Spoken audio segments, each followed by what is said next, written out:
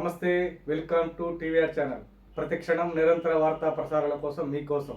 ఒక హిందూ ద్రోహివి కాబట్టి, ఒక హిందూ ద్వేషివి కాబట్టి, నీకు హిందూ ఫోబియా ఉంది కాబట్టి, హిందూ మతం పట్ల నీకున్నటువంటి ద్వేష భావం ఎటువంటిదో నీ 5 సంవత్సరాల పరిపాలనలోనే చూసాం కదయ్యా.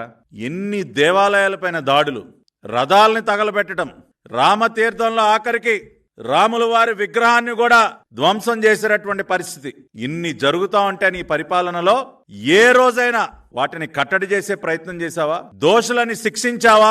తాడేపల్లి కొంపలో కూర్చుని పైశాచిక ఆనందం పొందుతూ ఉన్నావు. అందుకనే నువ్వు హిందూ ద్రోహి, హిందూ ద్వేషి, you are anti Hindu mister Jagan Reddy. గతంలో ఎప్పుడూ లేని విధంగా ఎప్పుడు కూడా ఆంధ్ర రాష్ట్రంలో మత సామరస్యం ఉండేది.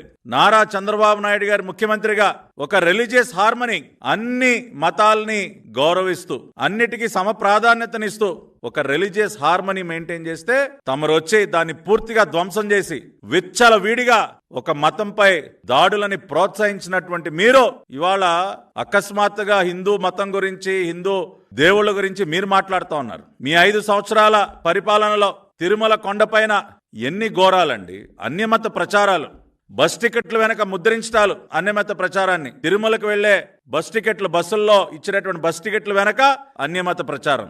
ఏమన్నా చర్యలు తీసుకున్నారా? తిరుమల కొండపైన అన్యమత ప్రచారం జరుగుతుంటే ఏమన్నా చర్యలు తీసుకున్నారా? రథాలు తగలబెట్టిన వాడిని ఒక్కడిని పట్టుకున్నారా? దేవాలయాలపైన దాడులు చేసిన వాళ్ళని శిక్షించారా? ఏం చేశారండి?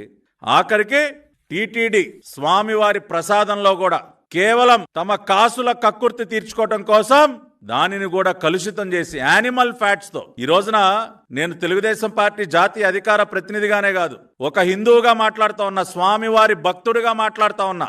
ప్రతిరోజు ఉదయాన్నే లేచి స్వామివారి ముందు నిలబడి ఆయనని ప్రార్థించేటటువంటి శ్రీ వెంకటేశ్వర స్వామి భక్తుడిగా నేను మాట్లాడుతూ ఉన్నా.